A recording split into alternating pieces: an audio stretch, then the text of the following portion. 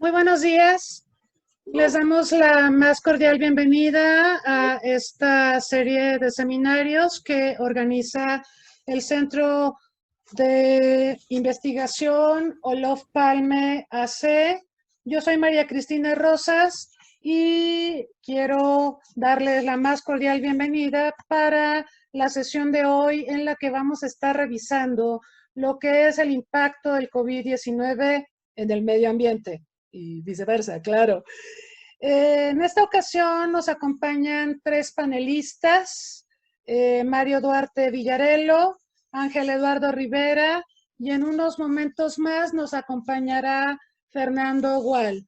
Voy a hacer una revisión de sus semblanzas curriculares. Mario Duarte Villarello es licenciado en Relaciones Internacionales por la Universidad de Anáhuac, maestro en Relaciones Internacionales por la UNAM y candidato a doctor en Ciencias Políticas por la misma institución. En estos 3 grados tiene especialización en Política Ambiental Internacional, Seguridad Ambiental Internacional y Desarrollo Sustentable. Asimismo, es egresado del Programa de Estudios Avanzados en Medio Ambiente y Desarrollo Sustentable, LEED, del Colegio de México. Actualmente está finalizando su tesis doctoral con el tema de seguridad ambiental en el ámbito de la seguridad internacional. Es profesor tanto en la Universidad de Anáhuac como en la UNAM, en ambas universidades en la licenciatura en Relaciones Internacionales, donde imparte varias materias, entre ellas Medio Ambiente y Desarrollo. Ha publicado diversos artículos y es coautor de libros sobre su especialidad que se pueden encontrar en línea y en librerías. Y es un colaborador asiduo con el Centro Olof Palme y ha participado en diversas publicaciones que nosotros también hemos producido. En el gobierno federal, Mario Duarte fue director de Cooperación Internacional de la Secretaría de Medio Ambiente y Recursos Naturales de la Semarnat y director general adjunto para Desarrollo Sostenible en la Cancillería Mexicana. Ha formado parte de las delegaciones mexicanas en diversas negociaciones, entre ellas en las conferencias de las partes de la Convención Marco de las Naciones Unidas sobre el Cambio Climático, las conferencias de las partes del Convenio sobre la Diversidad Biológica, las reuniones plenarias de la Comisión Ballenera Internacional, entre otras. Asimismo, ha representado a México ante la Comisión para la Cooperación Ambiental de América del Norte y formado parte de los trabajos bilaterales de México tanto con Estados Unidos como con Canadá en materia de política ambiental. Bienvenido, Mario Duarte. Ángel Eduardo Rivera es licenciado en Relaciones Internacionales por la Facultad de Ciencias Políticas y Sociales de la UNAM y egresado de la maestría en Relaciones Internacionales por parte de la misma institución. Dentro de su formación profesional también se encuentran los diplomados en Análisis Estratégico Internacional por el CIDE y en Seguridad Internacional por la Facultad de Ciencias Políticas de la UNAM. Actualmente en esta institución se desempeña como profesor en el Centro de Relaciones Internacionales y en el Diplomado Política Internacional y los Conflictos del Mundo Contemporáneo. Ha colaborado en proyectos de investigación sobre seguridad nacional e internacional en la UNAM y sobre políticas públicas en el Colegio de México. Entre sus intereses académicos convergen los estudios polares, la seguridad internacional, la geopolítica y la geoestrategia. Cuenta con una estancia de investigación en la Universidad de Oslo, en Noruega. Es autor del libro La seguridad ambiental en el Ártico ante los efectos del cambio climático en el siglo XXI. Y su investigación más reciente se titula Contested Necrocapitalism, Indigeneity versus Extractivism in Northern Canada. En el libro colectivo Necropower in North America, Management of the Multitudes, Disposability and Spaces of Death. Es miembro de la World Future Studies Federation, del Centro de Análisis e Investigación sobre Paz, Seguridad y Desarrollo Olof Palme, de la Asociación Mexicana de Estudios Internacionales y es el productor de esta serie de webinars. Fernando Gual-Sil, que se va a incorporar en unos momentos más, es médico veterinario zootecnista graduado en la Facultad de Medicina Veterinaria y Zootecnia de la UNAM. Maestro en Ciencias de la Salud en Fauna Silvestre por parte del Royal Veterinary College de la Universidad de Londres. Cursó el posgrado en entrenamiento veterinario en manejo y enfermedades de fauna silvestre de la Sociedad Zoológica de Londres y el diplomado en medicina y manejo de fauna silvestre en la UNAM. Ha presentado más de 280 conferencias, publicaciones científicas y de difusión a nivel nacional e internacional. Ha supervisado más de 60 proyectos de investigación, todas estas actividades relacionadas con la medicina y el manejo de fauna silvestre. Laboró como médico veterinario en el zoológico de Chapultepec y como consultor médico veterinario para otros zoológicos y criaderos en México. Director del zoológico de Chapultepec y posteriormente director general de zoológicos y vida silvestre de la Ciudad de México. Ha participado como consultor y consejero en diversas instancias científicas y gremiales. Actualmente ha sido designado el punto focal nacional en México para las enfermedades en fauna silvestre por parte de la Organización Mundial de Sanidad Animal o la Organización Internacional de Epizootías, en apoyo a la Secretaría de Agricultura y Desarrollo Rural. Médico veterinario certificado en el área de fauna silvestre por el Consejo Nacional de Certificación en Medicina Veterinaria y Zootecnia, actualmente director general de Zoológicos y Conservación de la Fauna Silvestre en la Secretaría del Medio Ambiente del Gobierno de la Ciudad de México desde enero del 2019. Bienvenidos a nuestros panelistas, bienvenidos a todos los que nos acompañan en la sala de Zoom y a quienes nos sintonizan a través de Facebook Live. Les recordamos la dinámica. Nuestros expositores tendrán 10 minutos para hacer un planteamiento inicial sobre la temática que nos ocupa. A continuación recogeremos sus preguntas, las cuales leeremos para una segunda ronda de participaciones de nuestros panelistas y ellos las irán replicando, o también tienen la opción de que si hay algún punto controvertido que haya sido expuesto por algún otro panelista, también puedan abordarlo. Tendremos al final una última ronda con comentarios para concluir los planteamientos de cada uno de nuestros panelistas. Los invitamos a participar, a plantear sus preguntas y vamos a arrancar, antes de darle la palabra a Mario Duarte Villarelo, con una primera encuesta. El día de hoy vamos a tener varias encuestas, les pedimos su participación. La primera encuesta de hoy es como que un tema obligado porque estamos en la 8ª sesión de esta serie de seminarios, como saben. Ya nos estamos aproximando al final de esta primera temporada, pero les quiero anunciar que vamos a tener segunda temporada, vamos a arrancar el 12 de noviembre. Por esta razón también los invitamos a que nos digan qué temas les gustaría que abordáramos en la segunda temporada. Ya tenemos varias propuestas, pero nos gustaría conocer qué les gustaría que revisáramos, qué les gustaría que analizáramos y con gusto consideraremos sus propuestas. Vamos con la primera votación. La pregunta es, ¿quién considera usted que ha desarrollado hasta ahora la mejor gestión de la crisis pandémica generada por el COVID-19? Las opciones son Angela Merkel, de Alemania, Jacinda Ardern, de Nueva Zelanda, Benjamín Netanyahu, de Israel, Erna Solberg, de Noruega, Xi Jinping, de la República Popular China, Vladimir Putin, de Rusia, nuestro presidente Andrés Manuel López Obrador, el presidente de Corea del Sur, Moon Jae-in, la presidenta de Taiwán, Tsai Ing-wen, y el líder cubano, Miguel Díaz-Canel. Por favor, mándenos sus votaciones, participen. Los resultados de estas votaciones los estaremos comentando más adelante en el webinar del día de hoy. Vamos a proceder entonces con el análisis de Mario Duarte Villarelo. Bienvenido, la palabra es tuya. Muy buenos días, muchas gracias María Cristina, muchas gracias a mis colegas copanelistas y al auditorio. Tengo aquí una presentación que me gustaría compartirles para abordar el tema, agradeciendo nuevamente la atención. Bueno, en particular voy a hablar sobre el papel de la biodiversidad en las pandemias. Para esto tenemos que dar un contexto que me parece necesario, sobre todo para aquellos que no son expertos en el tema. y para tener una aproximación de la dimensión de la importancia del tema, en particular de la biodiversidad. La biodiversidad es una de las bases de la actividad económica. Puede parecer obvio, pero mucha gente lo desconoce. Además, proporciona servicios irreemplazables: el aire que respiramos, el agua dulce, los recursos naturales a partir de los cuales se producen medicamentos y alimentos, provienen todos ellos de la biodiversidad.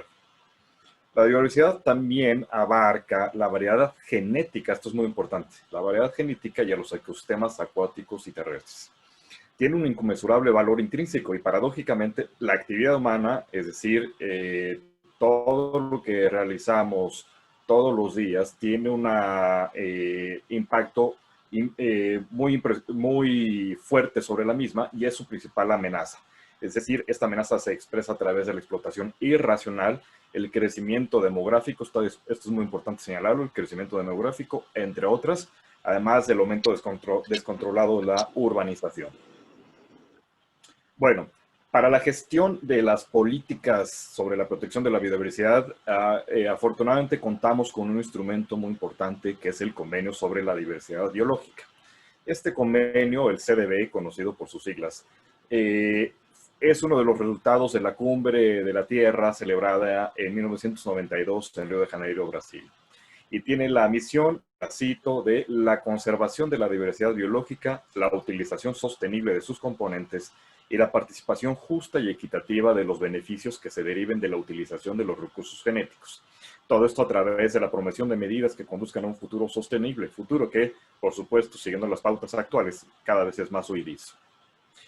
Bien, en el marco del CDB, actualmente se está discutiendo el marco global para la biodiversidad post-2020. Este marco global es la forma en que se pueden coordinar las políticas internacionales para la gestión de la biodiversidad, es decir, la forma en que los países se ponen de acuerdo para gestionar la biodiversidad. Recordemos que la biodiversidad no necesariamente respeta fronteras políticas, por lo tanto, y al ser un bien global común, necesita la atención o el concierto internacional para su gestión. Bueno, este marco es el plan más ambicioso de su tipo hasta ahora. Se iba a aprobar en la próxima conferencia de las partes, que iba a ser en octubre en China, pero por la pandemia, paradójicamente, tuvo que ser propuesta para el próximo año. Bien. Otro de los instrumentos clave de gestión de la biodiversidad a nivel internacional es la Convención sobre el Comercio Internacional de Especies Amenazadas de Fauna y Flora Silvestres, o CITES, de 1973. Para poner las cosas en perspectiva, anualmente el comercio internacional de vida silvestre se eleva a miles de millones de dólares y afecta a cientos de millones de especímenes de animales y plantas. El comercio es muy diverso, por supuesto, desde los animales y plantas vivas hasta productos derivados de los mismos, como los productos alimentarios, los artículos de cuero de los animales exóticos, instrumentos musicales fabricados con madera, la madera misma, entre otros ejemplos. Los niveles de explotación, por supuesto, son elevados y su comercio, junto con otros factores, como la destrucción del hábitat, es capaz de mermar considerablemente sus poblaciones e incluso hacer hacer que algunas especies estén al borde de la extinción. Si ustedes hacen una compra legal de un animal exótico, necesariamente debe estar acompañado con un permiso CITES. De otra manera, estarían incurriendo en un delito. Bueno, ¿por qué menciono estos dos instrumentos? Estos dos instrumentos tienen mucha relación, su quehacer tiene mucha relación para contener lo que está ocurriendo actualmente con la pandemia. Bueno, cuando pensamos en pandemias y biodiversidad, normalmente las tendemos a ver como cosas separadas. No obstante, hay que señalar que hay una relación implícita, pero desapercibida. Por ejemplo, la pérdida de la biodiversidad y otro gran fenómeno más famoso incluso, el cambio climático, favorecen la aparición y propagación de pandemias. También hay evidencia empírica de que el avance de los asentamientos humanos en zonas rurales, donde hay mucha biodiversidad, es una de las razones por las cuales cada vez es más frecuente el contacto con especies portadoras de virus, como parece que ocurrió en el caso del SARS-CoV-2. Fíjense este dato. En los últimos 40 años, más del 70% de las infecciones emergentes ha sido por zoonosis, es decir, un fenómeno que se da a través de la infección, de la transmisión de enfermedades infecciosas de los animales al ser humano. Miren, la zoonosis, y este es un cuadro elaborado por ONU Medio Ambiente, el PNUMA, donde se muestra cuáles son los casos de zoonosis más recientes y sus impactos. Y nada más tenemos al ébola, a la gripe aviar, al SARS, al MERS, por supuesto también al virus causante de la COVID-19. Es importante señalar o resaltar lo que la propio ONU Medio Ambiente dice, y cito: perder nuestra biodiversidad podría aumentar los casos de zoonosis. Si conseguimos mantenerla estable, podría ser una gran herramienta en la lucha contra las pandemias. Ahora bien, los cambios en la biodiversidad tienen el potencial de modificar los riesgos de exposición de estas enfermedades infecciosas ligadas con especies y plantas. Por eso mencionaba que tanto el CDB como la CITES tienen que ver, ¿no? Entonces, esto cae en el ámbito del CDB. Ahora bien, el aumento del consumo no controlado de fauna silvestre, no común, mediante el mercado negro, también es una de las causas de este fenómeno. No es algo exclusivo de China, tengo que ser muy enfático. También ocurre en todos los países, y en México particularmente ocurre también esto. Ahora bien, el debate de las soluciones. Les decía que tanto el CDB como la CITES son fundamentales en este proceso, porque en la medida en la que tengamos una biodiversidad sana, una biodiversidad que sea explotada de manera sostenible, una biodiversidad donde los animales silvestres puedan permanecer con relativa tranquilidad en sus poblaciones y no haya una interacción mayor con el ser humano, en esa medida el fenómeno de la zoonosis es difícil que se repita o más bien que incremente. Para ello, pues, se necesita la aprobación y ejecución del marco global para la biodiversidad post-2020 que les platicaba hace unos instantes. Por otro lado, también el cumplimiento del Acuerdo de París es importantísimo en términos de cambio climático. Tener en mente que el cambio climático es uno de los principales fenómenos que afecta a la biodiversidad. También fortalecer las acciones contra la desertificación en otra gran convención, que es la Convención de las Naciones Unidas contra la desertificación. Para la lucha contra la desertificación es importante fortalecer las acciones contra la desertificación. Por supuesto, también robustecer a las CITES. Robustecer a las CITES me refiero particularmente a la aplicación de la ley, porque la CITES es un mecanismo, o tiene una serie de mecanismos muy bien establecidos, pero estos no funcionan si al interior de las partes, es decir, de los países no aplican la ley. Y si no hay una aplicación de la ley, por supuesto, no se puede llegar a ningún lado. Por otro lado, también tenemos que involucrar a otras agencias de Naciones Unidas, como ONU Habitat, para desarrollar planes más efectivos sobre demografía y asentamientos. Y por último, pero no por ello menos importante, trabajar para ciudades sostenibles. Si tenemos en cuenta que actualmente cerca del 70-80% de la población mundial está localizada en zonas urbanas, ustedes pueden ya dimensionar la importancia de las ciudades con respecto a la biodiversidad. Entre más sostenible sea una ciudad, menos impacto sobre la biodiversidad tiene. Entonces también es importante considerar que las ciudades sostenibles forman parte del gran mecanismo, del gran engranaje para la lucha contra las pandemias. En general, los impactos son poco visibles y tienden a irse sobre, o generalmente tienden a irse sobre los desechos que genera la pandemia. Más adelante entiendo que se abundará en este punto. Para terminar esta primera intervención, me gustaría señalar que, por ejemplo, uno de los impactos ambientales de la pandemia actual es la forma en que se desecha los cubrebocas de una manera en que es difícil reciclarlos o tratarlos. Entonces, este es un gran problema que están enfrentando las ciudades, y por eso el llamado a la utilización de cubrebocas de tela en la medida de lo posible. Muchas gracias. Hasta aquí mi intervención y dispuesto al debate siguiente. Muchas gracias, Mario. Muy pertinentes tus observaciones respecto a esta situación zoonótica que es responsable, pues, de una parte significativa de las epidemias y pandemias que hemos estado viviendo, y no solo en este siglo, aunque en este siglo se va acentuando.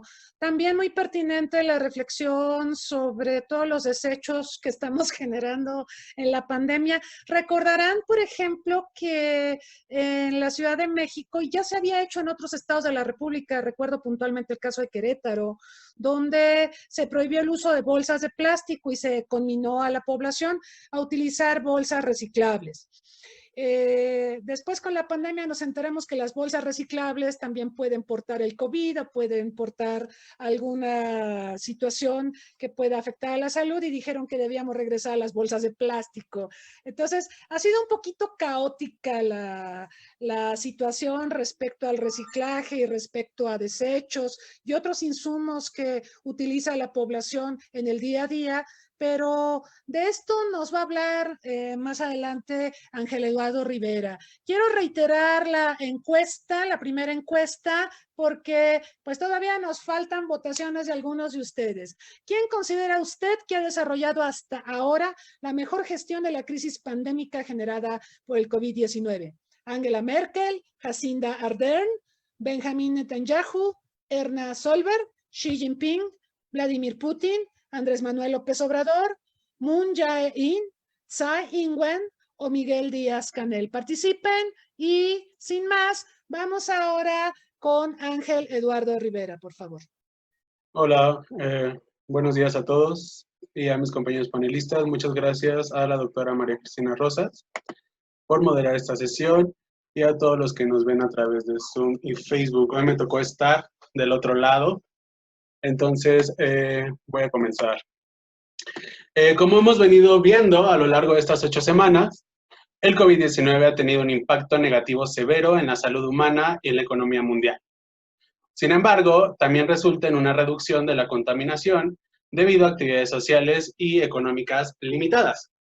Bajo esta premisa, dividí mi investigación en 3 principales ejes. Lo que abordaré el día de hoy brevemente será, en primer lugar, las características del medio ambiente que contribuyeron a la propagación de la pandemia. En segundo lugar, los impactos en el medio ambiente durante la pandemia. Y finalmente, el estado del medio ambiente post-pandemia.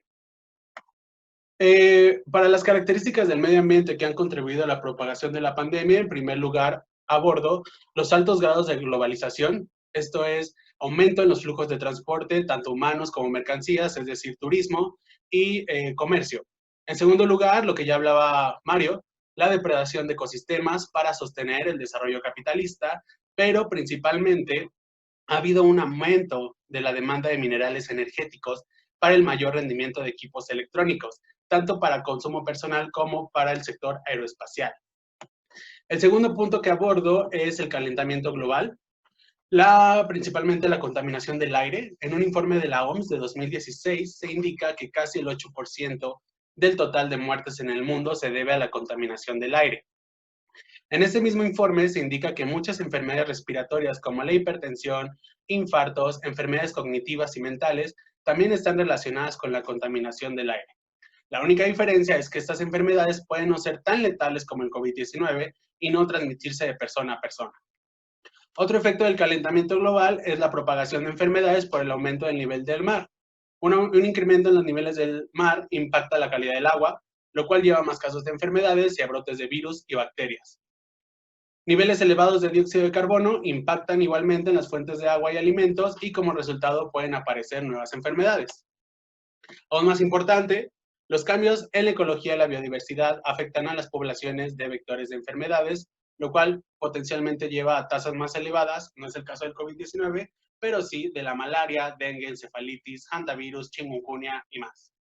Y bueno, dado que vivimos en un mundo profundamente interconectado debido a la facilidad de los viajes globales, los efectos que el cambio climático tiene en los agentes infecciosos impacta a todo tipo de viajeros. Un tercer aspecto a considerar relacionado con el medio ambiente y el urbanismo son los aspectos socioeconómicos ambientales. El COVID-19 no afecta a todos de la misma manera. Hay varias razones por las cuales diferentes grupos socioeconómicos se ven afectados por esta pandemia de diferentes formas.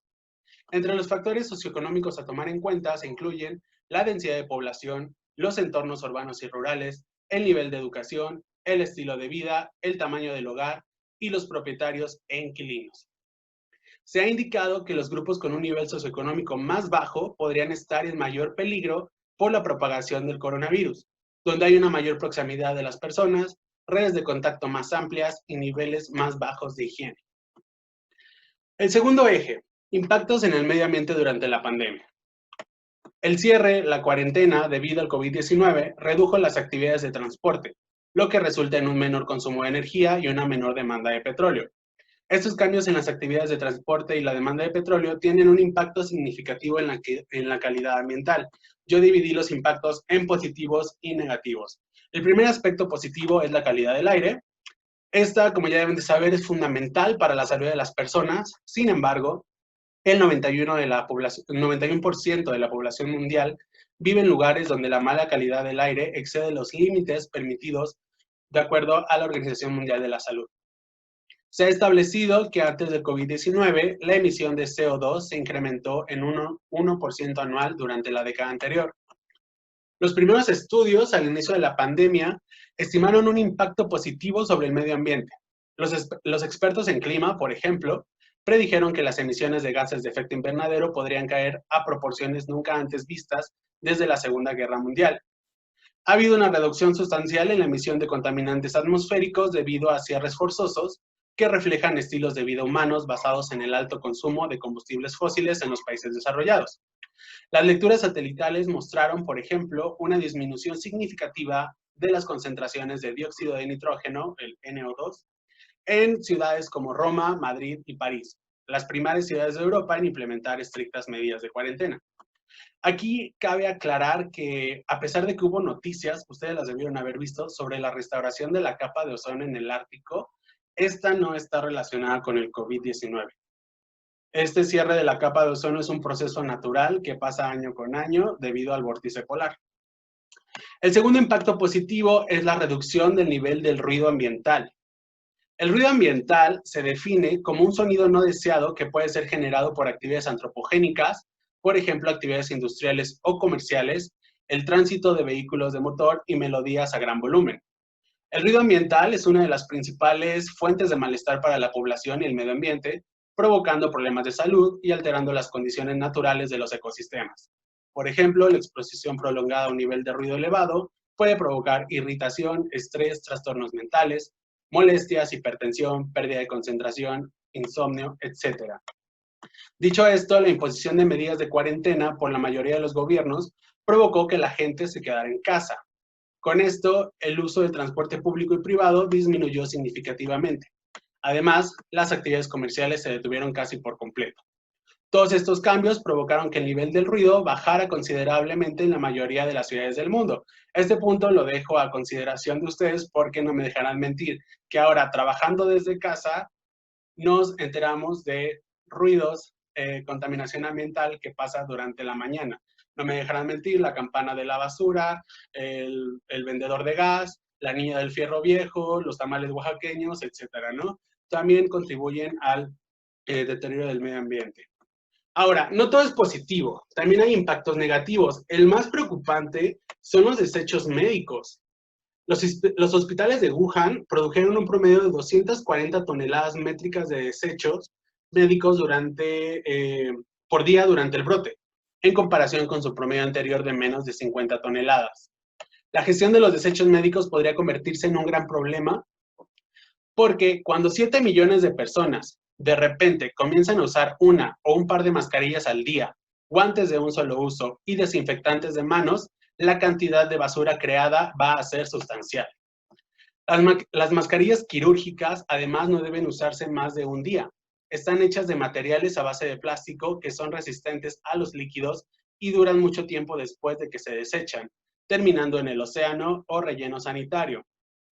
Algunas personas corren un mayor riesgo de sufrir efectos adversos por el contacto con los desechos médicos, incluidos los limpiadores, los recolectores de basura y algunas otras personas que tienen que pasar una gran cantidad de tiempo en lugares públicos. Los animales también pueden ingerir las mascarillas por error como alimento o cualquier desecho médico, lo que podría conducir a su muerte. Un segundo impacto negativo es la suspensión de programas de reciclaje. El reciclaje de residuos siempre ha sido un importante problema ambiental de interés para todos los países. El reciclaje es una forma común y eficaz de prevenir la contaminación, ahorrar energía y conservar los recursos naturales.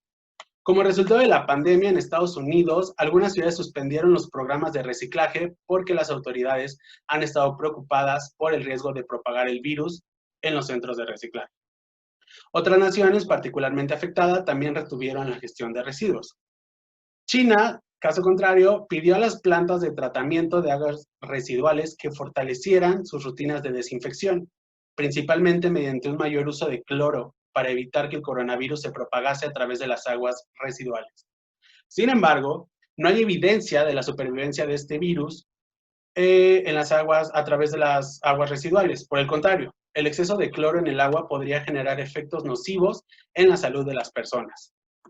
De la mano con ello, algunas industrias han aprovechado la oportunidad para derogar las prohibiciones de bolsas desechables, lo que ya mencionaba María Cristina. Las empresas que alguna vez alentaron a los consumidores a traer sus bolsas se han cambiado cada vez más a envases de un solo uso, aunque el plástico de un solo uso todavía puede albergar virus y bacterias. En este mismo sentido, ha aumentado el pedido de alimentos en línea, no me dejarán mentir.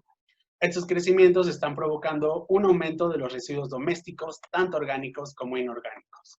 La generación de este tipo de desechos se acompaña indirectamente de una amplia gama de problemas ambientales como la erosión del suelo, la deforestación, la contaminación del aire y el agua. Finalmente, para terminar con esta intervención, ¿cómo esperar un medio ambiente post-pandemia? En primer lugar, es fundamental mencionar que si bien las emisiones de algunos gases de efecto invernadero disminuyeron como consecuencia de la cuarentena, esta reducción tuvo poco impacto en las concentraciones totales de gases de efecto invernadero que se han acumulado en la atmósfera durante décadas. La disminución de las emisiones GEI se observa actualmente en algunos países es solamente temporal, dado que una vez que termine la cuarentena, lo más probable es que los países reactiven sus economías, ya lo estamos viendo, y las emisiones de GEI se disparen nuevamente. Para una caída significativa, debería haber un cambio estructural a largo plazo en las economías de los países. En segundo lugar, las consecuencias del COVID-19 también afectarán la contaminación acústica y los arrecifes de coral. Las fuentes antropogénicas incluyen navegación, transporte marítimo comercial, ruido de tráfico e industrial alrededor de la zona costera, barcos para actividades comerciales y recreativas. Así que mientras mayores compras internacionales en línea haya, mayor aumento de la actividad marítima habrá y por lo tanto mayor contaminación de los ecosistemas marinos. Muchas gracias. Muchas gracias a Eduardo por tu intervención, que complementa muy bien muchos de los aspectos tocados por Mario Duarte. Efectivamente, hemos visto que la primera sensación con imágenes satelitales incluso es que la Tierra se está dando un respiro mientras millones de seres humanos hemos estado en el confinamiento. Las imágenes de la NASA, de la Estación Espacial Internacional, muestran situaciones ambientales que no habíamos presenciado ante la vertiginosa, frenética actividad económica que nos caracteriza. También hemos visto un fenómeno fascinante, muchas especies animales como que recuperando espacios que la urbanización les quitó. Justo el día de ayer, para no ir más lejos, veíamos imágenes de un oso en Garza García, Nuevo León, donde ya parece que es cotidiano encontrarnos con osos.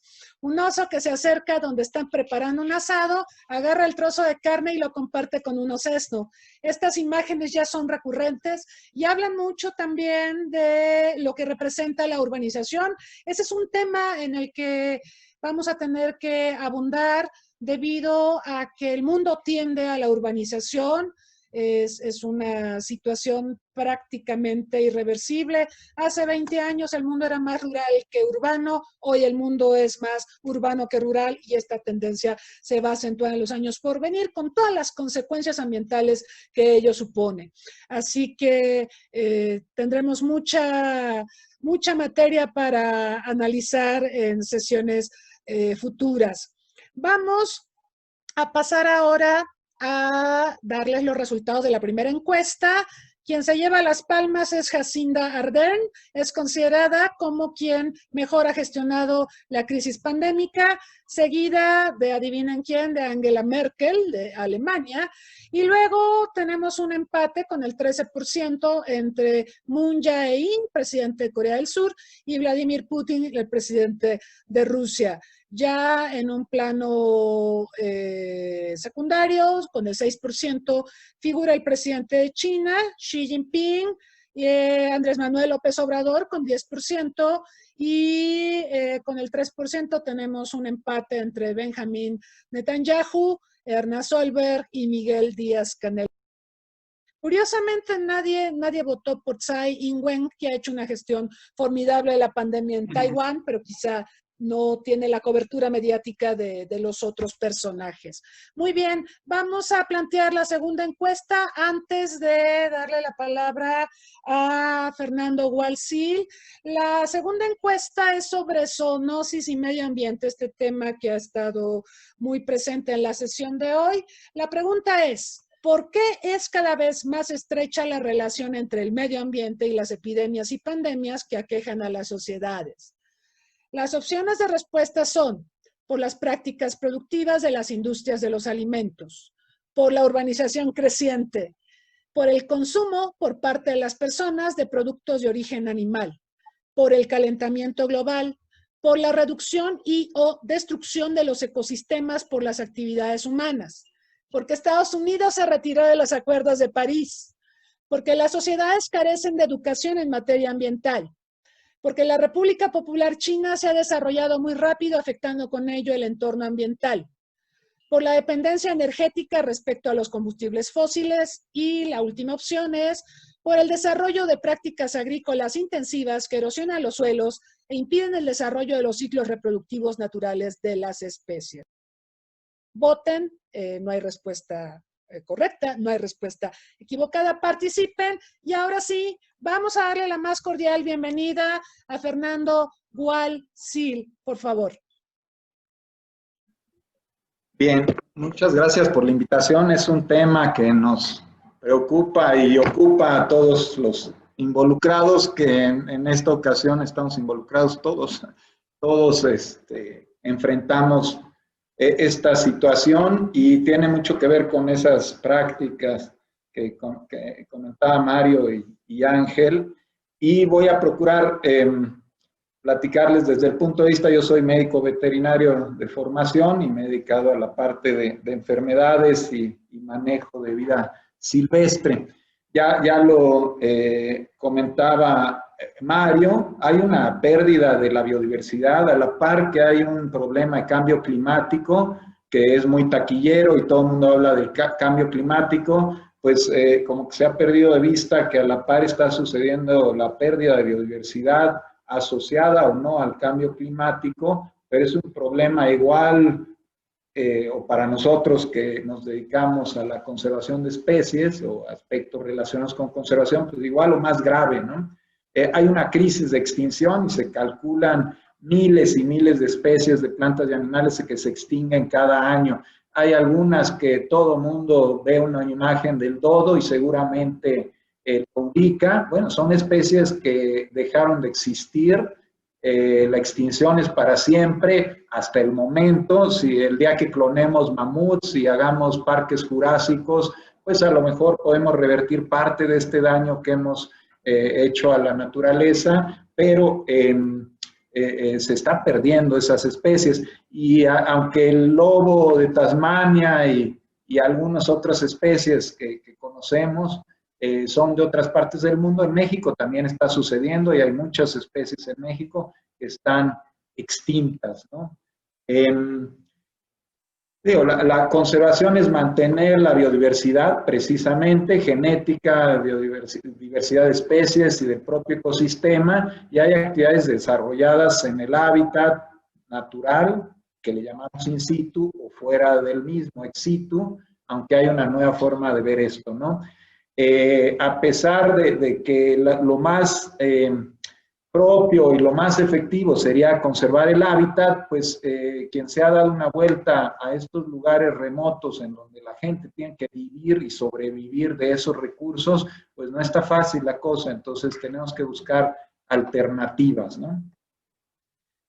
Ahora, bueno, ahí vi que Mario puso su foto de panda, María Cristina tiene sus panditas allá atrás de ella, entonces no podía faltar que yo pusiera una foto de panda gigante, ¿no?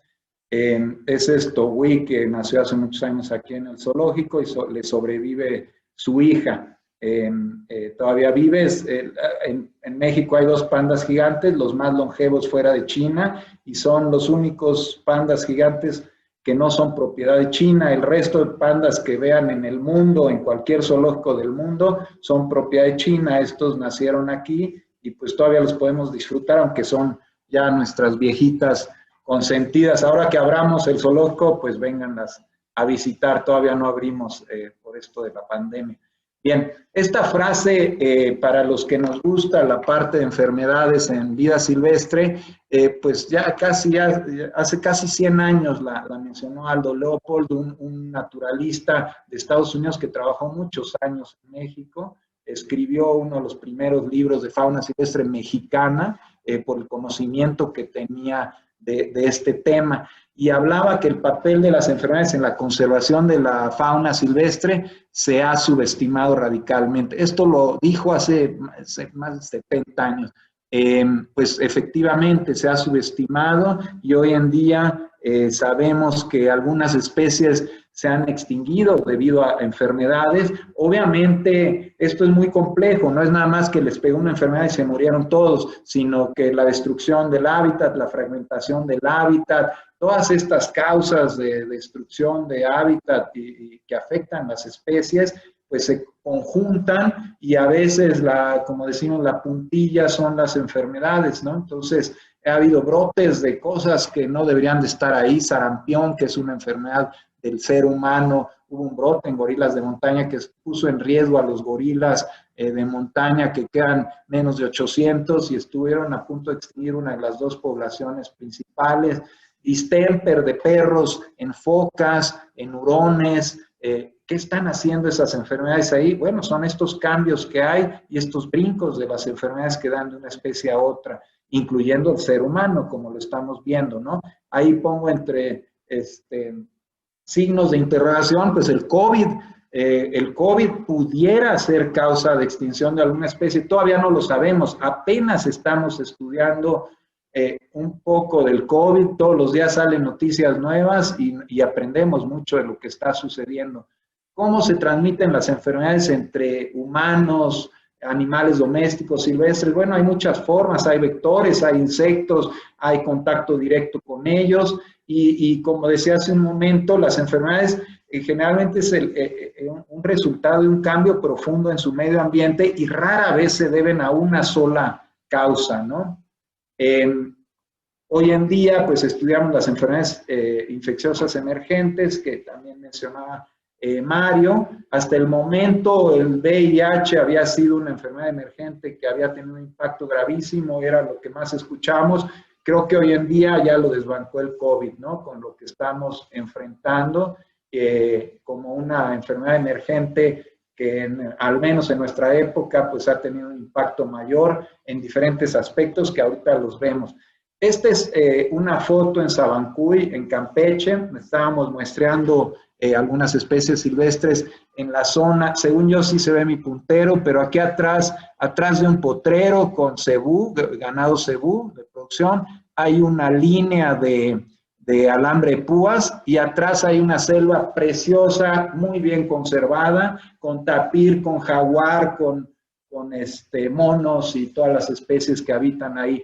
Este es el punto en donde surgen aproximadamente el 80% de las enfermedades emergentes y le llamamos esa zona de transición o interfase entre animales domésticos, animales silvestres y el ser humano. Me volteé, tomé la foto hacia atrás de donde estaba parado y ahí estaba la actividad del ser humano, sus animales domésticos, ahí se alcanzaban a ver unos guajolotes, pero había perros, gatos, ganado, etcétera, y atado a un palo ahí con una cuerdita, un mapache.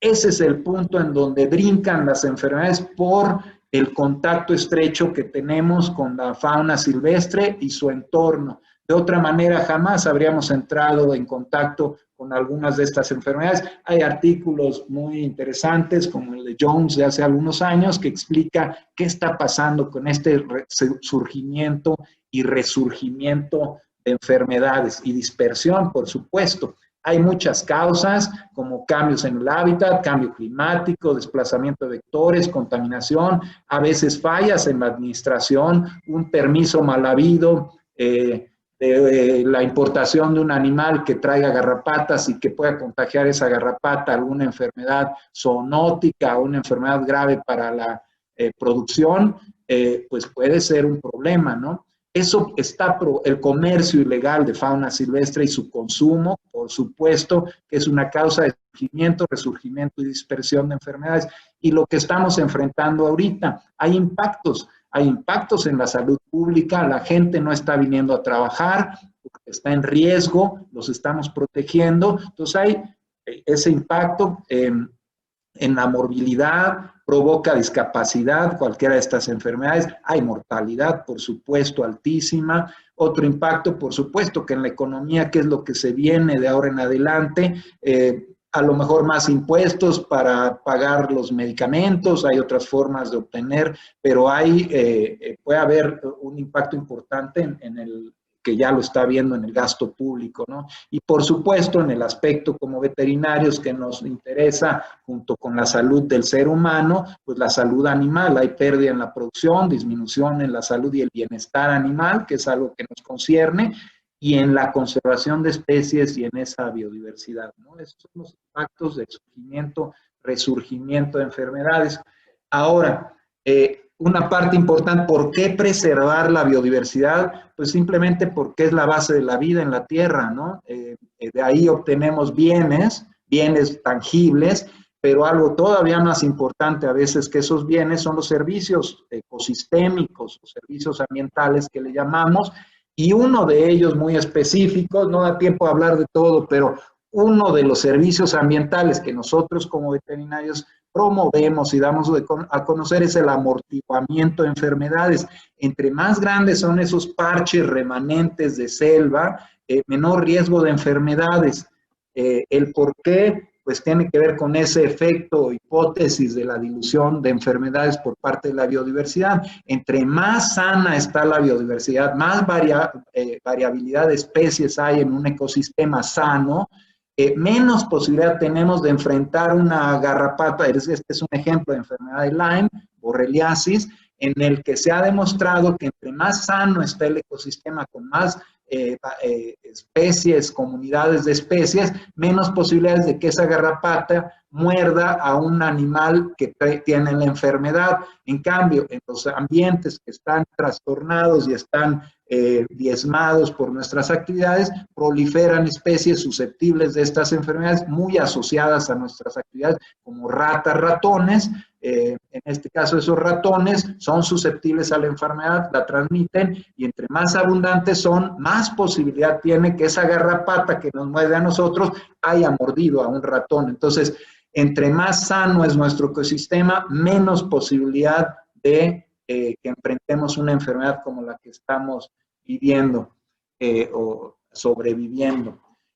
Uno de los temas que como veterinarios promovemos junto con médicos es el tema de una salud en nuestro medio de conservación, le llamamos medicina de la conservación, y es promover de una forma holística la salud ecológica. ¿Qué tiene que ver esto con todo esto? Pues nada, que la salud humana está asociada a la salud de los animales domésticos y silvestres y a la salud del ecosistema. En la medida que encontremos ambientes saludables, poblaciones saludables, humanos saludables, podemos mantener un balance. No quiero hablar de balance porque en la naturaleza no hay un balance, todo va de arriba abajo y no hay un balance como tal, pero bueno, procuramos promover una salud ecológica manteniendo la salud de humanos y de los animales. El COVID, rápidamente. ¿Cuál es tu teoría favorita? Pues hablan de conspiraciones y mil cosas. Faltó ahí añadirle a esa lista de este meme, es una enfermedad emergente, punto. Se está visualizando esto desde hace años. Leopold lo dijo hace casi 70, 80 años, que las enfermedades se han subestimado en relación a la conservación de especies por el impacto que tienen. Pues esta es una enfermedad emergente que está afectando por el momento, ya en este momento es una enfermedad de humanos que puede afectar a animales. Ya vimos que se parece muchísimo a un virus de un tipo de murciélago en China. Sin embargo, hasta el momento no se ha probado cuál fue el animal de donde brincó. Entonces no es para ir a matar murciélagos, ni mucho menos, porque eso no va a resolver el problema de ninguna manera, ¿no? Entonces hay que ver las causas, y en este momento es una enfermedad que se transmite de humano a humano, punto. Ya dejó de ser importante en ese aspecto de transmisión a humanos, los animales. Ahorita vamos a ver cómo lo relacionamos con la conservación de especies. Hasta el momento, imagínense, con tantos millones de personas contagiadas y otro tanto de enfermedades de gente muerta, qué raro que solo haya 18 casos de perros documentados, 27 en gatos, 4 tigres en el zoológico de Bronx, 3 leones en el zoológico de Bronx también, que mostraron signos, y unos criaderos de minks en 3 países diferentes. Es todo. O sea, no se ha demostrado la enfermedad en otras especies. No quiere decir que no sean susceptibles. Hay especies que aparentemente no son susceptibles: guajolote, ganso, codorniz, gallina, ratón, cuyo, cerdo, parece que no son susceptibles. Infección natural confirmada: león, tigre, mink, gato, perro, los que veíamos ahorita. Especies con infección de laboratorio confirmados: algunos monos por ahí, hurón, algún murciélago por ahí, musaraña, y especies con sospecha de susceptibilidad basada en simulación por computadora, por la similitud que tienen los receptores ACE2 con el del ser humano. Pues obviamente los más cercanos a nosotros: gorila, chimpancé, orangután, papión, perro, mapache se coló por ahí, hiena, cebú, cabra, búfalo, pangolín, por ahí hablaban del pangolín. Bueno, pero eso es porque estamos viendo que hay una similitud de los receptores a los que se adosa el virus. No quiere decir que ya se hayan enfermado estos animales, pero hay que tener mucho cuidado. Hay ya estudios bien interesantes de esas simulaciones por computadora. Hay animales que no se han contagiado, que aparentemente tendrían una alta susceptibilidad. Entonces estamos aprendiendo sobre la marcha todo esto. Y entre más estudios haya, pues vamos a aprender más. Rápidamente, los zoológicos de la Ciudad de México, hay 3 zoológicos. Adicional a esto, tenemos una dirección de operación científica y técnica que dicta cómo manejar a los animales, tratamientos, etcétera. Tenemos una dirección precisamente conservación y bienestar animal. La conservación es el objetivo primordial de los zoológicos. Hoy en día los zoológicos son centros de conservación, hacemos muchas otras actividades, pero nuestra misión primordial es ser un centro de conservación de especies. Han pasado desde la Casa de las Fieras del siglo XIX por un parque zoológico, y hoy en día son centros de conservación que estamos en vías de transformarnos a ese objetivo primordial. Hoy en día promovemos la conservación integrada con muchas herramientas que son educación ambiental, manejo de poblaciones, trabajar en vida silvestre, colaboración, difusión y comunicación. Nos gustan mucho estas pláticas para que en otros ámbitos de competencia conozcan lo que hacemos y lo que promovemos, ¿no? Porque esto es trabajo de equipo, no es trabajo de una sola persona o de una sola institución. Algunas especies que se han salvado gracias a los zoológicos, que si no hubiera sido porque los zoológicos le entraron al quite, los reprodujeron de forma ex situ, fuera de su lugar de origen, y se reintrodujeron, estas especies no existirían. Tan solo los zoológicos de la Ciudad de México, los 3 zoológicos han aportado 185 crías en 42 camadas de lobo mexicano. Estuvo a punto de extinguirse, quedaron 7 lobos y hoy en día hay casi 500 lobos, algunos de ellos ya en vida silvestre. Y ahí hay otras especies mexicanas, no es el único: cóndor de California, hurón de patas negras, ¿no? ¿Qué hemos hecho? Pues aplicamos desde marzo un protocolo de bioseguridad durante la emergencia sanitaria de COVID, que lo seguimos aplicando, obviamente dirigido a esas especies que tenemos pues certeza de que pudieran contagiarse, primates no humanos, felinos no domésticos y algunas otras especies, pero se aplica en todo el zoológico. Hay un programa de bioseguridad en todo el zoológico, se puede consultar ahí en línea, tiene medidas de seguridad para tanto personal, instalaciones y para los animales en sí, con diversas actividades.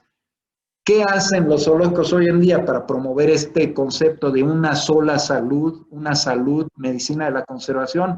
Estudiamos estas enfermedades. No nos hubiéramos enterado que los tigres y leones son susceptibles si no hubiera sido porque el zoológico de Bronx no reporta esos 2 casos que tuvieron a partir de un cuidador de animales que fue asintomático y por la cercanía y el trabajo diario con sus animales se contagiaron. Entonces, es información valiosísima. Ahora sabemos que los grandes felinos, no sé si todos, pero al menos leones y tigres son susceptibles a COVID.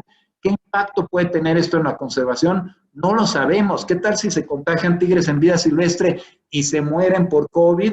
Bueno, el COVID va a ser causa de extinción de algunas poblaciones. No quiero mencionar ninguna especie en especial, pero bueno, puede darse el caso, ¿no? Estrategias de salud para la sustentabilidad de biodiversidad. Los animales que tenemos aquí dentro pueden ser centinelas de enfermedad, de diversas enfermedades en ambientes urbanos y rurales. Hacemos medicina comparativa, capacitamos gente que trabaja hoy en día en vida silvestre en la conservación de especies, estudiamos y difundimos esos beneficios de la naturaleza a los humanos a través de los programas educativos, y tratar de llegar a todos esos millones de gentes que nos visitan cada año. ¿Qué preocupaciones tenemos? Pues que los animales silvestres se podrían contagiar a partir del humano. No es de que ellos estén contagiando, eso no está sucediendo. Ahorita el grave problema es que nosotros salgamos a campo, que la gente con COVID esté cerca de estos animales, en esa interfase que les mostraba entre vida silvestre, animales domésticos y el humano.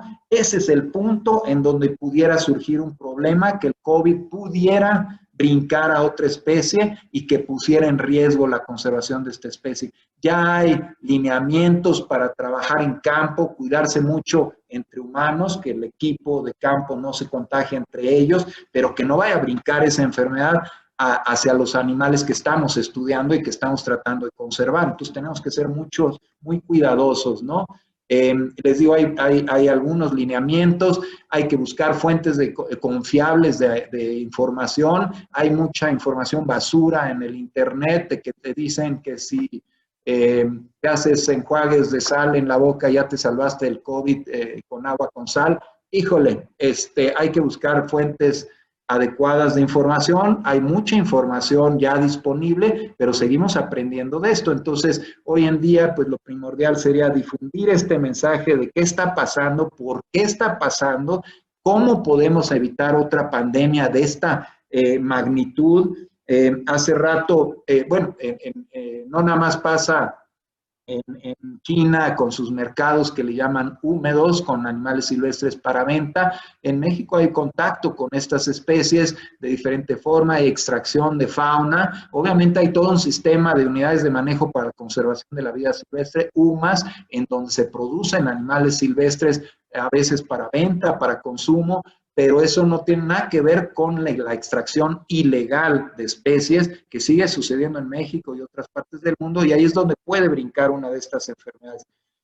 Por lo pronto, pues tenemos que seguirnos cuidando nosotros, ¿no? Como humanos, no contagiarnos entre nosotros, cuidar a los animales, en nuestro caso, pues los animales silvestres que están en contacto con nosotros, ya sea en un zoológico, acuario, o en vida silvestre con nuestros trabajos de campo, informándonos, ¿no? ¿Qué está pasando? Estudiar esta enfermedad, aportar lo que podamos aportar cada quien desde su trinchera y ver qué consecuencias está teniendo esto a corto, mediano y largo plazo y tomar todas las precauciones para evitar que este virus se propague a poblaciones silvestres, que ahí sí podríamos poner en riesgo la conservación de diversas especies. Muchas gracias y estamos para las preguntas. Muchas gracias a Fernando por esta espléndida presentación, que además nos recuerda que muchas veces somos muy antropocéntricos y solamente miramos una parte de la película, de cómo los animales nos transmiten enfermedades, pero rara vez reflexionamos sobre la posibilidad de que nosotros transmitamos enfermedades a la fauna, y es una reflexión tremendamente importante, porque al final del día, con todas las actividades económicas y demás que desarrollamos, estamos en contacto permanente con diversas especies y ciertamente las podemos impactar de muchas maneras y no necesariamente de manera favorable. Muchas gracias. Vamos a finalizar la votación. Tenemos ya ya tenemos la participación de ustedes. Muchas gracias. A la pregunta de por qué es cada vez más estrecha la relación entre el medio ambiente y las epidemias y pandemias que aquejan a las sociedades, la respuesta que más votaciones tuvo fue por la reducción y o destrucción de los ecosistemas por las actividades humanas. Esto coincide mucho con las presentaciones de los participantes. Y en segundo lugar, se votó por la respuesta que habla de la urbanización creciente, esta urbanización que parece que no tiene fin. Muy bien, entonces vamos a pasar ahora a las preguntas para nuestros panelistas. Hay muchas preguntas muy interesantes. Está desde luego el tema de la urbanización. ¿Qué va a pasar con la biodiversidad de cara a la urbanización? También, bueno, tenemos otras preguntas. Varias para Fernando, entre ellas, ¿existe un proyecto entre los zoológicos y otras instituciones para la reproducción del lobo mexicano en cautiverio y su posterior liberación en todo México? Muchas gracias. ¿Cuál es el balance global en contaminación durante la pandemia? ¿Disminuyó, aumentó o quedamos igual? Parece ser que el tamaño de la población humana a nivel mundial rebasa la capacidad de los recursos naturales. Me parece que esta pregunta es para los tres panelistas. Otra más, ¿hay investigación actual en las poblaciones de animales de los zoológicos acerca de los efectos de la falta de exposición al público sobre su salud, crecimiento, conducta, etcétera? ¿Existen convenios de colaboración en investigación en los zoológicos con universidades? Otra pregunta más, quiero preguntar a Fernando Walsil si existen planes para traer más pandas a los zoológicos mexicanos y el estado de los que ya hay. Por otra parte, ¿qué opina de las críticas que señalan que los zoológicos son espacios que perpetúan la explotación animal? Otra pregunta, también para Fernando, ¿podrían los zoológicos proporcionar material audiovisual a las escuelas de educación básica con el fin de apoyar la creatividad, imaginación, redacción y además reforzaría el amor, respeto y dignificación de la fauna? Otra más, ¿hay algún esfuerzo gubernamental para apoyar a los zoológicos durante el aislamiento o para apoyar su reapertura? Otra más, ¿qué novedades existen en el caso de la muerte del gorila bantú? Algunas ONG sugieren que existieron deficiencias en los procedimientos veterinarios y en las investigaciones posteriores a su muerte. Otra más, una pregunta para todos los ponentes. Como resultado de la pandemia, ¿cuál consideran que sea el futuro de las investigaciones biomédicas y zoológicas a nivel internacional en materia de investigación vírica?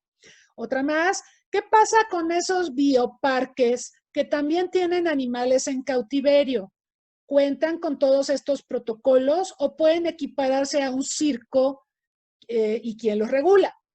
Otra pregunta, ¿qué tan viable sería que mediante la diplomacia se pudiera aumentar la presión sobre el respeto a los convenios internacionales que protegen la biodiversidad, buscando un consenso mundial para declarar a los ecosistemas de cada país a resguardo, no como propiedad, para su protección y explotación sostenible. Muchas felicidades a los panelistas. Muy bien, bueno, pues vamos a proceder a dar respuesta, a dar la palabra, perdón, a los panelistas, y mientras vamos planteando, vamos lanzando la tercera encuesta para que los panelistas piensen sus respuestas. La tercera pregunta de la encuesta de hoy es: ¿quién considera usted que ha tenido la gestión más deficiente de la pandemia provocada por el SARS-CoV-2, agente causal del COVID-19 en el mundo? Las opciones son Víctor Orbán, de Hungría; Narendra Modi, de India; Donald Trump, de Estados Unidos; Jair Bolsonaro, de Brasil; Stefan Löfven, de Suecia; Pedro Sánchez, de España; Emmanuel Macron, de Francia; Giuseppe Conte, de Italia; Andrés Manuel López Obrador, de México; y Boris Johnson, del Reino Unido. Compartan sus votaciones, no hay respuesta correcta, y en un ratito comentamos los resultados de esta encuesta. Vamos con Mario Duarte, vamos en el mismo orden en que se presentaron los expositores. Vamos, por favor, con Mario. Muchísimas gracias y una felicitación otra vez a Eduardo y a Fernando por sus exposiciones. La pregunta sobre la presión diplomática, de hecho hay todo un esquema muy robusto, el que mencionaba precisamente del convenio sobre la diversidad biológica, que es el mecanismo, me atrevería a decirlo con mayúsculas, para dirimir este tipo de situaciones. El CDB tiene una membresía incluso mayor que la Convención de Marco Climático. Entonces, para que ustedes vean la relevancia que tiene. Bueno, en el CDB, justo la discusión que se está llevando a cabo es precisamente la conformación del plan de biodiversidad post-2020, en el cual se establezcan objetivos y planes de manejo de la biodiversidad mucho más concretos y mucho más alcanzables. Esto es de una manera en la que la responsabilidad sea compartida entre todos los países, pero de tal manera que los planes sean alcanzables y sean concretables, porque muchas veces ocurre que en las grandes convenciones se establecen metas, pero metas tan poco concretables que se quedan solamente en eso, ¿no? Entonces, la ventaja que tiene la propuesta del plan post-2020 es precisamente que tiene planes, aunque son ambiciosos, son alcanzables y son realistas. Por otro lado, hay que también hablar no solo de conservación de la biodiversidad como tal, sino el establecimiento, la protección y el cuidado y el mantenimiento de áreas naturales protegidas. México es un país privilegiado porque tiene muchas áreas naturales protegidas en algún esquema de conservación.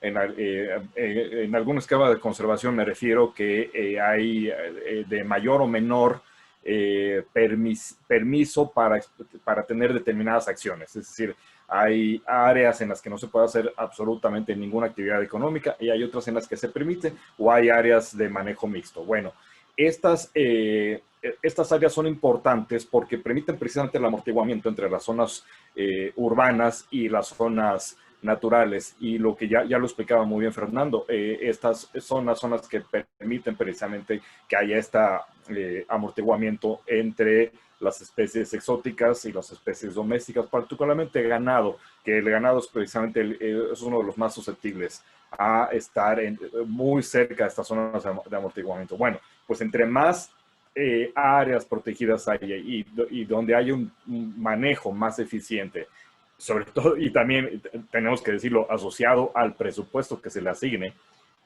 en esta medida podemos tener una salvaguarda ante este tipo de intercambios ejemplificados en la zoonosis. Entonces, yo enfatizaría también el valor de los planes como las metas de Aichi, que habla sobre el fortalecimiento de las áreas protegidas y su manejo. Y también tendemos a pensar en la tierra, o más bien en la superficie terrestre, donde están las áreas protegidas, pero también no hay que olvidarnos de las áreas marinas protegidas, que incluso son evidentemente más amplias que las terrestres. Y en esta medida también poner especial atención en la biodiversidad marina, que tiene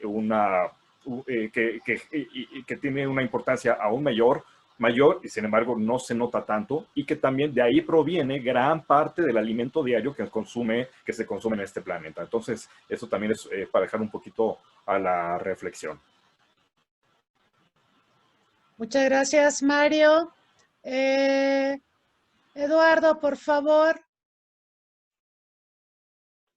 Ok, muchas gracias. Atendiendo la pregunta de Emilio sobre el futuro de las investigaciones biomédicas y zoológicas a nivel internacional en materia de investigación vírica, bueno, es un tema que está relacionado totalmente con la bioética y es un tema que ya se ha discutido bastante sobre el experimento con los animales, ¿no? Aquí la parte de la bioética es qué importa más, la vida de un humano o la de un animal, ¿no? Es un debate interminable. Lo que sí es que se ha trabajado en la reducción del sufrimiento, ¿no? De estos animales que se utilizan. Obviamente una vacuna se tiene que experimentar antes en un animal que en un ser humano, ¿no? Por atrocidades que ha habido anteriormente. En cuanto a la pregunta que ahondo más, la de Ubaldo, sobre los esfuerzos de la diplomacia para aumentar la presión sobre los convenios internacionales que protegen la biodiversidad. Como ya mencionó Mario, el CDB es uno de los convenios más ratificados. Estaba revisando que tiene 157 ratificaciones. Creo que ahí no hay un mayor problema en cuanto a la voluntad de los países para respetar la vida silvestre. Obviamente faltan mecanismos de verificación, hay algunos que no cumplen, pero algunos temas que se deben de considerar más son los relacionados, creo yo, directamente con el cambio climático, y ahí es cuando se vuelve complicado el escenario. Por ejemplo, ahora una de las consecuencias del cambio climático es la llegada de especies invasivas a nuevos hábitats. Esto tiene alteraciones en las cadenas alimenticias y obviamente todo esto va afectando hasta llegar al ser humano. Uno de los... donde yo tengo experiencia en este tema de conservación de especies es en el Ártico, ¿no? En el Polo Norte, donde está Canadá, Estados Unidos, Rusia, Noruega, Islandia, Suecia, Dinamarca, por su parte, en Groenlandia. Aquí, dentro de mi experiencia, sí, si bien el convenio de la biodiversidad es marco, hay bastantes instrumentos jurídicos, ya sea tanto bilaterales como regionales, donde los países sí se comprometen a cuidar la vida de estas especies. Incluso hay especies en peligro de extinción o que están en alerta, donde los gobiernos empiezan a trabajar para su conservación. ¿Con quiénes? Con los pueblos indígenas, ¿no? Que también ahí ya vamos hacia una gobernanza multinivel, donde no nada más es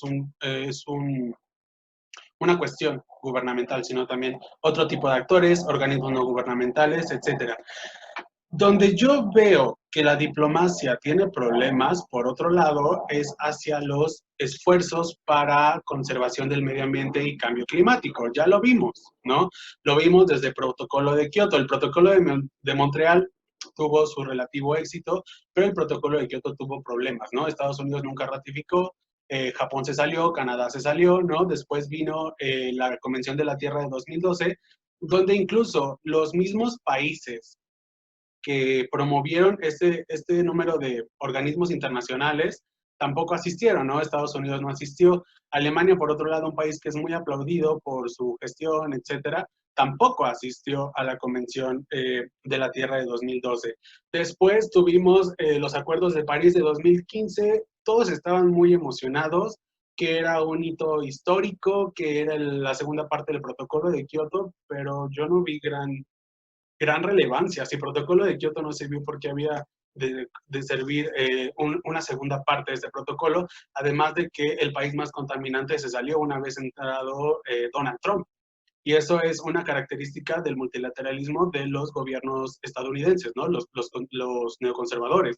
Entonces, yo creo que hay más oportunidad de los países que son signatarios de comprometerse, ¿no? México ha tenido gran aporte a las cuestiones de cambio climático, ¿no? Durante la gestión de Felipe Calderón, que se llevó aquí una conferencia de las partes, se propuso la creación del Fondo Verde. No fue muy aplaudido, recibió un premio, pero al final de cuentas Corea del Sur fue quien se quedó con la gestión de ese Fondo Verde. Lo que yo también veo preocupante es la cuestión que va muy relacionado con la diplomacia y la verificación y sanciones del régimen del medio ambiente, ¿no? Es un régimen más de soft law, ¿no? Que es a través de regímenes internacionales no necesariamente vinculantes. Los países se están moviendo más por otro lado, ¿no? Por ejemplo, dentro de la sombrilla de Naciones Unidas tenemos el Programa de Naciones Unidas sobre el Medio Ambiente, el Panel Intergubernamental sobre el Cambio Climático, pero al final del día esto no queda más que en foros de discusión. Los países se ponen de acuerdo y pueden respetarlos o no. No hay una obligatoriedad para cumplir lo que se dicte en estas convenciones, siempre y cuando haya un tratado. Y aquí es cuando vamos otra vez al círculo vicioso de firmo pero no ratifico o cualquier otro problema. Un ejemplo que me gustaría poner sobre conservación de la biodiversidad es el Consejo Ártico, o sea, dentro de mi área de experiencia, que a final del día es un foro, ¿no? No es un organismo internacional con base en derecho, pero sí es uno de los pocos mecanismos que se han implementado para el cuidado del medio ambiente y la conservación de las especies animales, ¿no? Y sobre todo manejan el tema del cambio climático. ¿Qué hacer? Obviamente, Mike Pompeo en la última reunión del Consejo Ártico no ratificó el documento de la convención porque ellos no reconocen el cambio climático, ¿no? Sin embargo, aquí es qué hacer si Estados Unidos no quiere participar, cómo entrarle para seguir trabajando en este tema. Tal vez algunas otras palabras, ¿no? No mencionar tal vez cambio climático, pero sí, yo los invito a todas estas personas que están interesadas en conocer más sobre la preservación de especies, a este foro intergubernamental, el Consejo Ártico, que ha estado creciendo, se creó en 1996 y a más de 25 años ha estado creciendo bastante, y lo que más me interesa es que crean comunidades epistémicas, algo que pocamente vemos en los regímenes u organismos internacionales en América Latina. Estas comunidades epistémicas no son más que centros de investigación, ¿no? Entonces, lo gubernamental está vinculado con la academia. Entonces, aquí hay muchos proyectos para avanzar en el cuidado de las especies y sobre todo adaptar, no nada más las especies, yo sí veo más esta parte del medio ambiente desde una parte antropocénica, cómo adaptarnos al cambio climático, ¿no? Mucho se hablaba años atrás sobre frenar el cambio climático. No, el cambio climático ya llegó. La temperatura va a aumentar. ¿Cómo nos vamos a adaptar a esto? Por ahí lo dejo ahora. Muchas gracias, Eduardo. Yo creo que también vamos a tener que trabajar mucho en el tema de la crisis del sistema multilateral en general, porque efectivamente vemos una tendencia de los países a privilegiar más el soft law, el voluntarismo, lo cumplo si quiero y si no, no pasa nada. Y eso pues está modificando mucho los compromisos internacionales en diversas materias, no solo en materia ambiental. Vamos, antes de darle la palabra a Fernando, bueno, con los resultados de la votación tercera, Donald Trump figura como el personaje que ha tenido la gestión más eficiente de la pandemia provocada por el SARS-CoV-2, agente causal del COVID-19. Recibió 30% de la votación, pero tenemos un empate en el segundo lugar entre el presidente de México y el presidente de Brasil, Andrés Manuel López Obrador y Jair Bolsonaro, respectivamente. Y luego Narendra Modi también tiene una votación importante, 10%. Curiosamente, nadie mencionó a Boris Johnson, que para muchos sí ha dejado mucho que desear en su gestión de la pandemia allá en el Reino Unido. Bueno, vamos a pasar con Fernando para las numerosas preguntas que ha recibido. Por favor. Gracias, María Cristina. Bueno, espero acordarme de todas. Los zoológicos hoy en día pues enfrentan las opiniones de muchas personas que no les gusta que los animales estén aquí en el zoológico, y creo que tenemos que dar un paso más allá y ver cómo los zoológicos aportan, que a veces nos dedicamos mucho a la chamba de todos los días internamente y se nos olvida difundir. En el medio decimos hay que cacarear cacarear el huevo, ¿no? Si no, nadie se entera que lo puso. Bueno, eso nos pasa muchísimo y hay mucho trabajo. Hablaban del lobo mexicano, sí, hay un programa binacional, Estados Unidos-México. Hace 3 semanas tuvimos la reunión binacional por esta vía igual, estamos ya acostumbrándonos, pues evita las fronteras y el paso de la frontera y la visa y el pasaporte y nos podemos reunir de manera virtual en cualquier momento. Acabamos de tener por primera vez en la historia la reunión virtual del Programa Binacional de Recuperación del Lobo Mexicano con la contraparte de Estados Unidos para decidir ¿Qué animales se mueven? ¿Qué parejas se van a reproducir este año? ¿Qué zoológicos quedan con zoológicos? Todo eso es un gran programa que gracias a ese programa el lobo mexicano está vivo y ahora está libre en el norte de México y sur de Estados Unidos, Arizona, Nuevo México y en Chihuahua hay poblaciones de lobo reintroducidos. Entonces ya es un programa que ha logrado, algunos de los que estuvieron en San Juan de Aragón, al menos 2 de esos lobos están hoy en día en vida silvestre, uno en Estados Unidos y uno en Chihuahua. Ahora, no todos los lobos que se producen y se reproducen en un zoológico van a llegar a vida silvestre. Tenemos que mantener ese material genético vivo para cuando se ocupe fuera, y no es fácil la reintroducción. Entonces, algo importante que está documentado es que una 1/4 parte de las especies de vertebrados silvestres que se alejaron de la extinción, que reclasificaron y dijeron, está un poquito más lejos de la extinción, gracias al trabajo que se ha hecho en conservación, una 1/4 parte de la totalidad que se ha logrado mejorar es gracias a la reproducción en zoológicos. Si no hubiera sido por la reproducción, esa 1/4 parte de especies estaría extinta. Entonces tienen razón de ser y una función.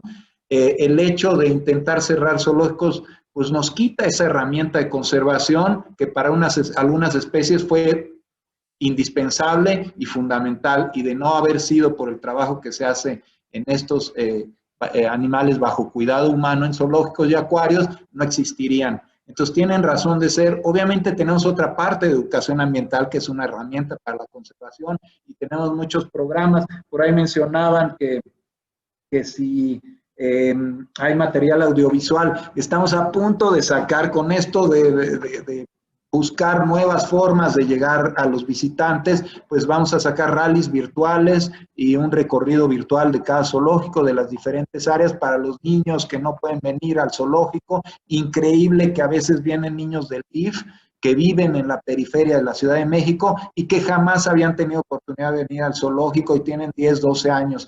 Es increíble que teniéndolo tan cerca, pues haya gente que no puede llegar hasta aquí. Entonces vamos a tratar de ir más allá de nuestras puertas y hacer rallies virtuales. Ya están a punto de publicarse a través de la página de la SEDEMA. El tema de Bantú pues fue muy controvertido. Yo no estaba aquí, aunque conozco a Bantú desde que nació el gorila.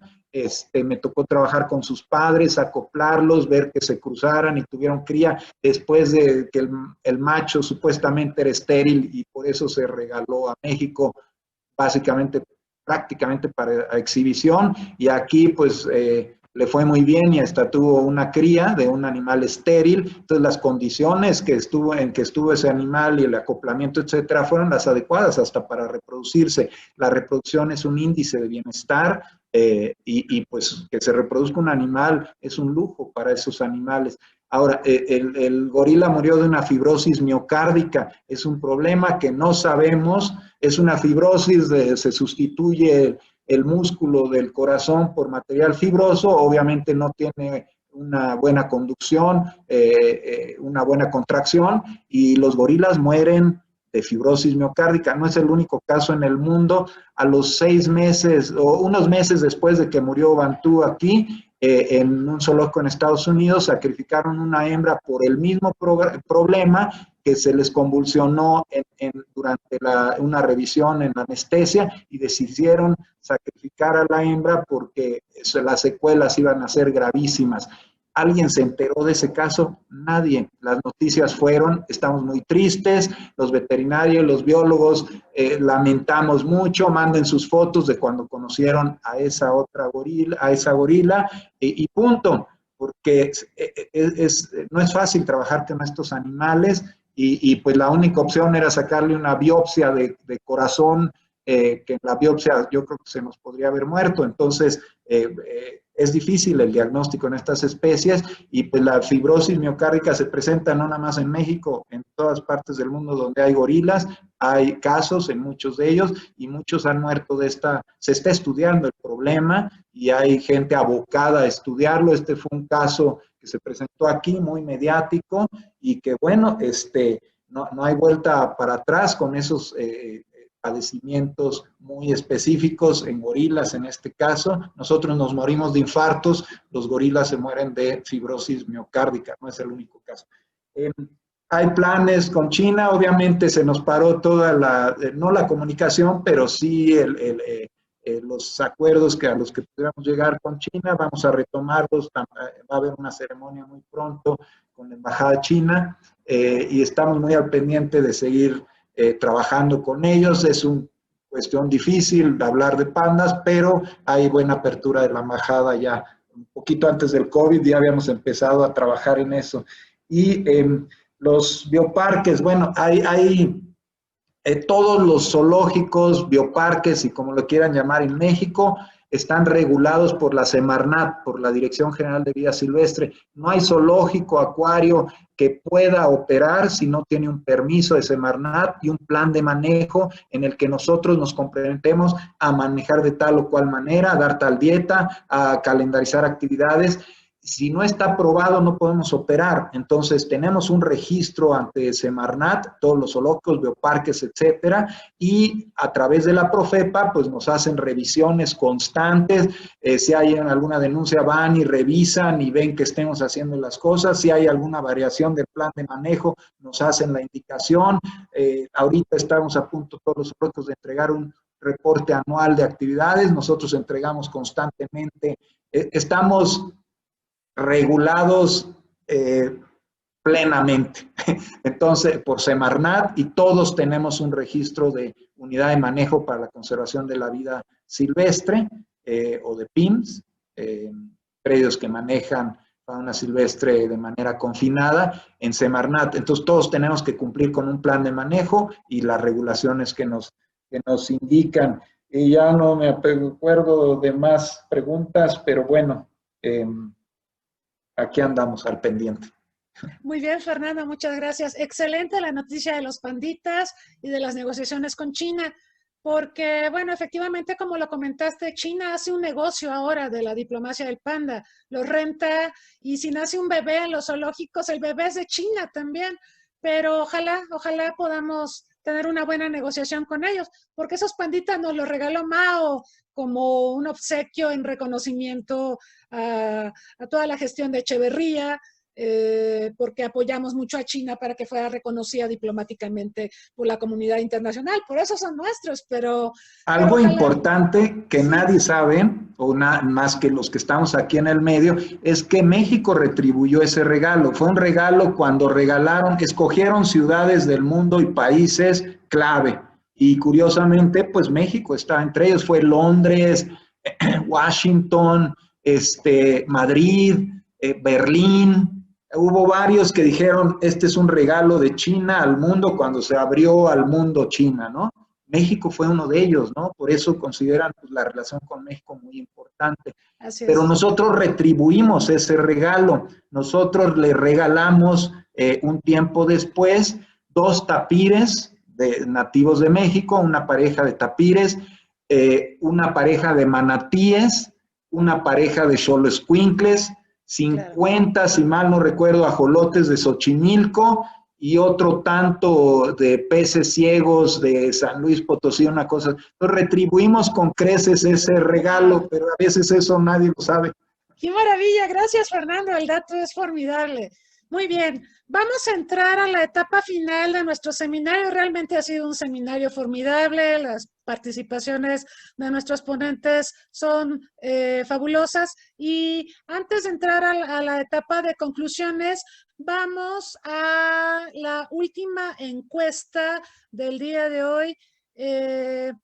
La última encuesta es interesante porque aquí vamos a recuperar la opinión de quienes nos sintonizan aquí en Zoom y en Facebook Live sobre cuál consideran que es la especie animal más amenazada en México. Por supuesto, no pudimos poner todas las que están amenazadas, pero algunas que pensamos son muy representativas.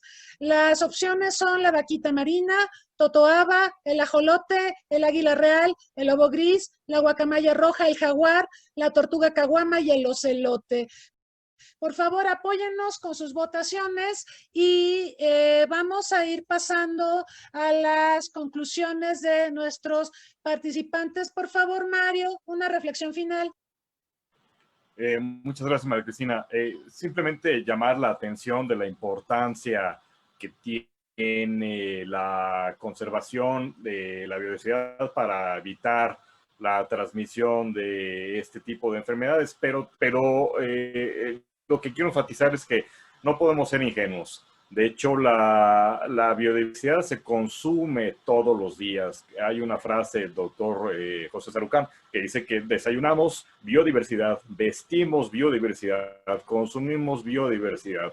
Entonces, en ese sentido, no podemos, insisto, ser ingenuos y pensar que podemos tener a la biodiversidad por un lado conservada sin utilizarse. No, de hecho, vivimos todos los días gracias a la biodiversidad. Decía en mi presentación que es una de las bases de la economía y, por supuesto, sin la biodiversidad no puede haber un movimiento económico. Entonces, hacer a un lado ese pensamiento ingenuo. Por otro lado, también poner más atención a otro tipo de foros que no tienen este mecanismo o que no son tan populares como, por ejemplo, la Convención Marco de Cambio Climático. Me refiero en particular a ONU Habitat, que es la responsable de la coordinación de políticas urbanas. Insisto, con el dato, entre el 70 y 80% de la población actual del mundo vive en zonas urbanas. Entonces, el papel de las ciudades es crucial también para la conservación de la biodiversidad y las discusiones que se puedan dar a nivel multilateral a través de ONU Habitat son fundamentales para el establecimiento de políticas que puedan aterrizarse a nivel nacional y local, y en ese sentido poder tener una zona, políticas que puedan generar unas zonas de amortiguamiento, que es precisamente lo que se necesita para este tipo de acciones en la medida en la que querramos evitar una mayor transmisión de patógenos indeseados. Y sería principalmente mi recomendación, además de poner mucha atención al seguimiento de la discusión del Plan de Biodiversidad post-2020, que es fundamental y que México tiene mucho que aportar. Gracias, Mario. Eduardo, por favor. Ok. Para mis conclusiones, bueno, a lo largo de esta cuarentena vimos que hay quienes piensan que hay un lado bueno de la pandemia, que la propagación del virus ha disminuido la contaminación del aire y el agua y probablemente incluso salvó vidas en este proceso, tomando en cuenta que el número de muertos ha reducido por la calidad del aire. Bueno, pues es porque no salía. Sin embargo, a pesar de que ha habido una caída en las emisiones de carbono y otros contaminantes, cuando la epidemia finalmente disminuya, dichas emisiones regresarán y entonces será como una visión de cielo despejado nunca hubiera sucedido y los cambios que vimos no tendrán un impacto duradero, ¿no? Mucho hubo eco sobre delfines en Venecia, ¿no? Etcétera, que en Acapulco había bioluminiscencia, pero bueno, eso fue un flashazo nada más. Disminuir las concentraciones de gases contaminantes durante un periodo corto, como lo fue la pandemia, no es una forma sustentable de limpiar nuestro medio ambiente. Salir adelante en esta pandemia es posible mediante la comprensión y la voluntad tanto de gobiernos como de las personas. Pensemos en nuestras formas de consumo.